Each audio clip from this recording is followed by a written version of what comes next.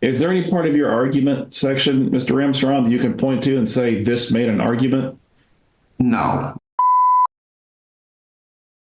We are here today on an order to show cause as to why sanctions, including attorney's fees and costs incurred by the appellee, should not be imposed against counsel Jerome Ramsarin personally, pursuant to both Florida Rule of Appellate Procedure 9.410A, as well as Section 57105 1B of the Florida statutes. All right, so sir, what I'd like to start with is, could you please tell us how long you have been practicing law? This month makes my 10th year in practice. Okay. And how many appeals throughout that practice have you handled? Maybe more than 10, less than 20? More than 10 appeals. More than 10. And for how long? How many years have you been practicing appellate law? I've probably been engaged in the appellate circuit. I mean, as far as filing appeals, I don't want to say anything incorrect, but I believe at least for the last 5 years, if not more. But you're primary on your appellate cases, is that correct? Correct. Okay. And sir, have you reviewed all of the Florida rules of appellate procedure? I'm fairly familiar with them. I won't say I know them all inside and out, but I mean, I know how to, use my resources as needed and to try to comply with the rules as necessary. When I look to the argument portion of your initial brief, what I find are a plethora of citations to sort of, I want to say boilerplate or well-settled rules of law that I don't believe either party contends aren't applicable here. But that's just a sort of broad rule. There's no argument with regard to any of those citations. And so can you tell me about that and why there is no analysis in the argument section of the brief? And I'll tell you why I'm asking you that is because under Rule 9.210B5 of the Florida Rules of Appellate Procedure, that rule requires an argument with regard to each issue that you intend to raise on appeal. If I may I pull up the initial brief? Yes. I wasn't aware we'd be talking about it today. Give me a moment. Let me grab that. Counsel, I'm a little surprised that you say you didn't understand we'd be discussing your brief today when the order to show cause specifically said the hearing was about your brief. Respectfully, Your Honor, I thought that the hearing was with regard to the fact that I did not provide a response to the June 18th show cause order. The order to show cause says why sanctions should not be imposed against him pursuant to Florida Rule of Appellate Procedure 9.41A for, quote, filing a brief that was frivolous or in bad faith.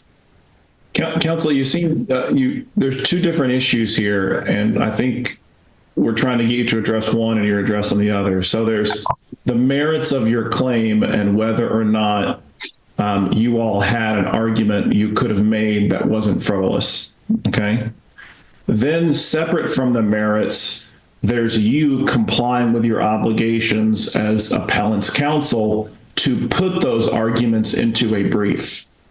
So before we get to the kind of merits of whether or not you could have had a claim, right, and whether or not the trial court did in fact err, you had some basis to dispute that, I think the issue is you wholly failed to articulate an argument in your brief, even assuming you had one.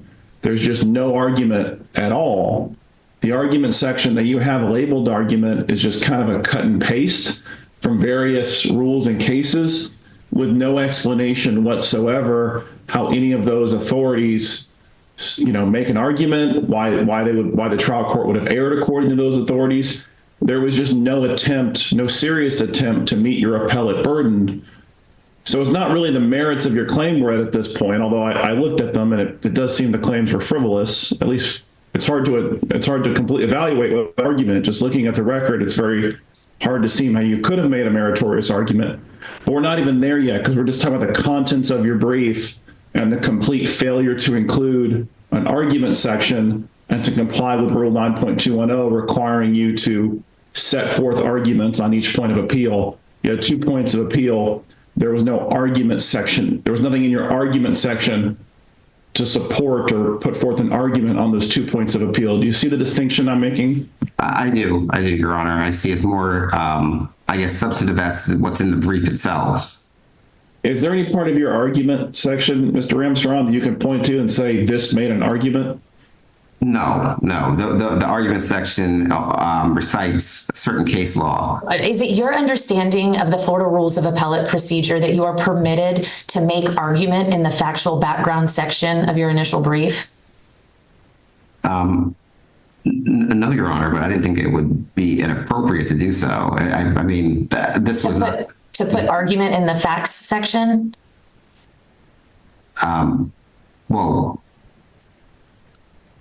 I mean, we did put the arguments there as we set forth the facts. We stated our position on those facts, and I believe that what follows supports those positions.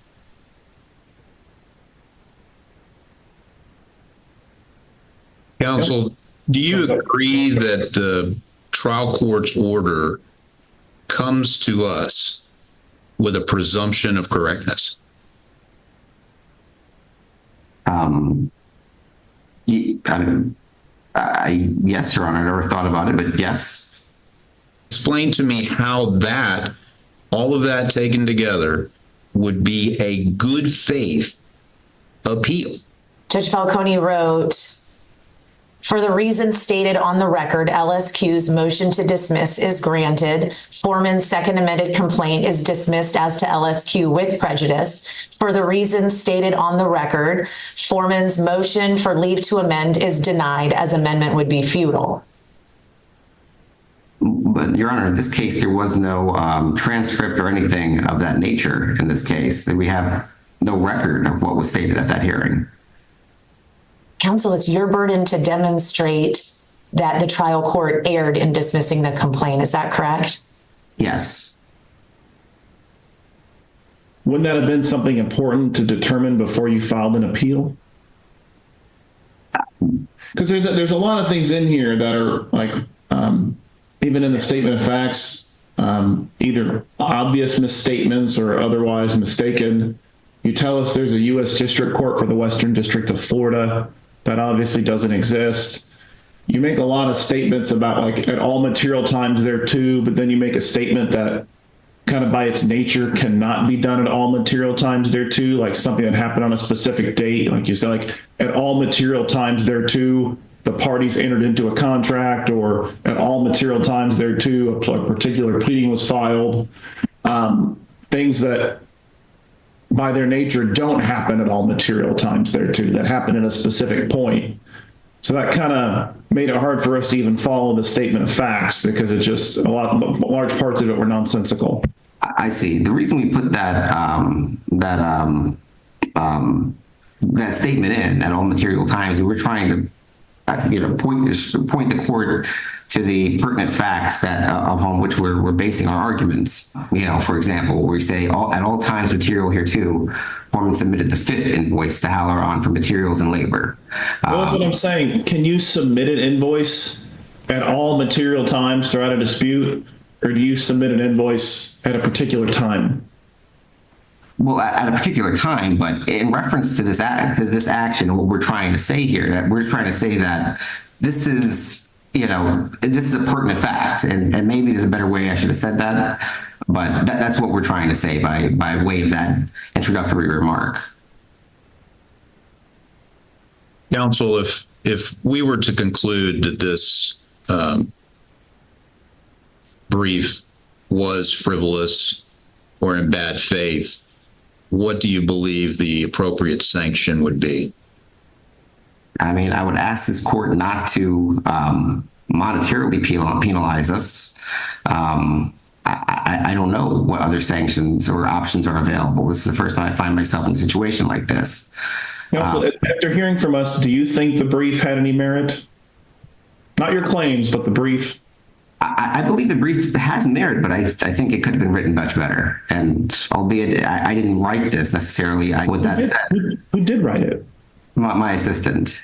He prepared it. I looked it over. I granted it didn't follow the standards of our argument standards, but I thought it made sense. Is your assistant a lawyer? He was a lawyer at one point in time. Okay. Well, is he a disbarred lawyer? Counsel, I hear you say that you thought that the brief made sense. Did it, I guess at that time, were you aware that it did not comply with the Florida Rules of Appellate Procedure, either with regard to the appendix, the record, the factual background statement, or the argument section? With regard to those procedural components, probably not. In all candidness, probably not. But counsel, if I could ask you, sort of circling back, do you understand that we could find, just for the sake of argument, we could find that maybe you made a non-frivolous argument before the trial court, but that brings us back here with the rules and the requirements of an actual argument in the brief, the requirement that prohibits you from providing us with documents outside the record, and your failure to provide a transcript, which would perhaps show us, or you're aware that the rule also allows you, in the absence of an actual transcript, to work with appellee's counsel to reconstruct the record before the trial court. Are you aware of that under the appellate rules? No, I am now. Thank you, Your Honor. Okay. Which cases do you believe would support your request that we not sanction you for a frivolous appeal? Understood. I don't believe I cited to anything of that nature, Your Honor, in my response.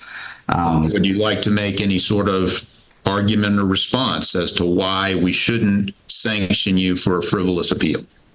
Yes, Your Honor. I mean, I would argue that, at least as far as the amended brief, and granted, you know, I've been fully briefed on the deficiencies and the problems with that document as of now, but I would argue that, although out of place, the conclusions, the arguments, the support, legal precedent, I believe all the components are there to make those proper arguments. And then what follows from there is support that's intended to support our position or argument. And I agree that it's not necessarily the way I would have drafted it or preferred it to be drafted, but at the time I looked at it, the time I read it, I did not acknowledge or appreciate, well, I guess, that this type of issue could ensue, or that it could be construed as frivolous. Mr. Ramsaran, anything further, sir, before we adjourn today? Nothing that comes to mind, Your Honor. Okay. All right. All right. Thank you for your presentation. We will issue an order on today's hearing. As of now, we're adjourned.